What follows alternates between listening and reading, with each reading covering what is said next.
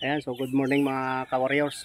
For today's video mga ka-warriors, pakikita ko sa inyo kung paano ako magpurga ng ating mga sisiw na 1 month old mga ka-warriors. Ayan, so magpupurga na tayo. So gamit pala natin mga ka-warriors ang ito, yung Bastonero Plus. Ayan, so ito yung ating gagamitin pamurga. Mayroon tayo ditong naka-ready na 1 liter. Tapos yung dalawa mas maliit para hati-hatiin natin.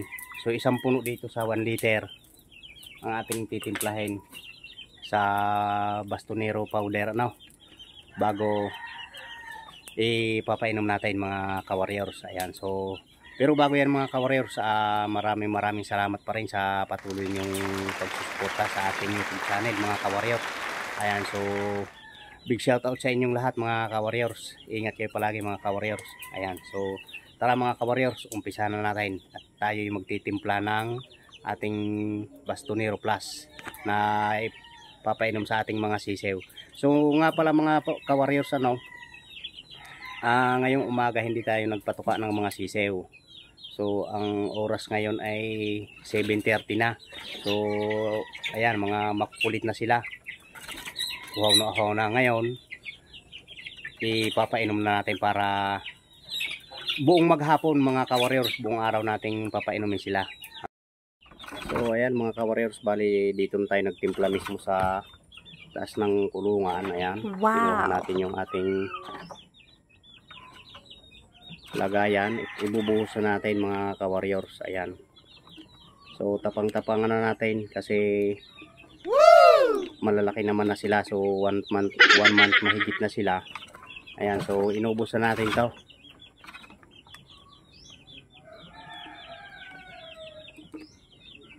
Ayan, total puno naman. Okay, ubusin na natin. Pupunuin lang natin ng tubig mga ka-warriors.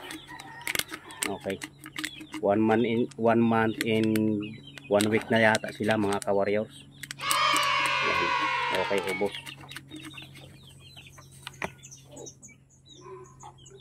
So lalagyan na natin ng tubig. Ayan,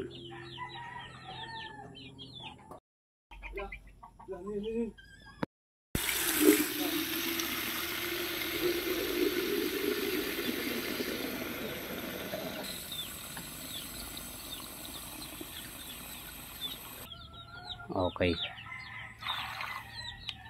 Ayan, punong-puno siya. Tapos ibababad natin. So bali dito pala tayo nagtimpla mga ka-warriors sa taas ng kulungan. Ayan, so kakanawin natin yan ng kutsara.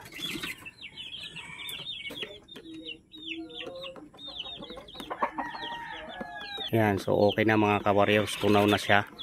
So hatiin natin to sa dalawa.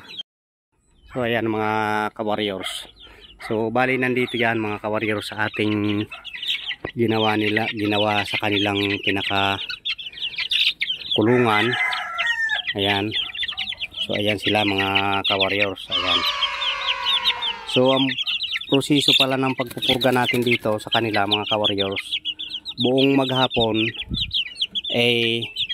ito lang munang kanilang iinumin. Ayan, tapos pagkatapos nito, ayan, pagkatapos nitong painuman sa kanila mga ka-warriors, ay painumin naman natin sila ng vitamins. Ayan,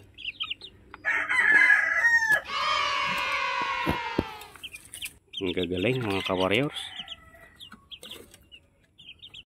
Ayan mga ka-warriors, kung mapapansin nyo, talagang uhaw na uhaw sila. Ayan, kaya lang yung iba naman nanibago sa kulay kasi ngayon lang sila nakakita ng ganung kulay na tubig. Ayan,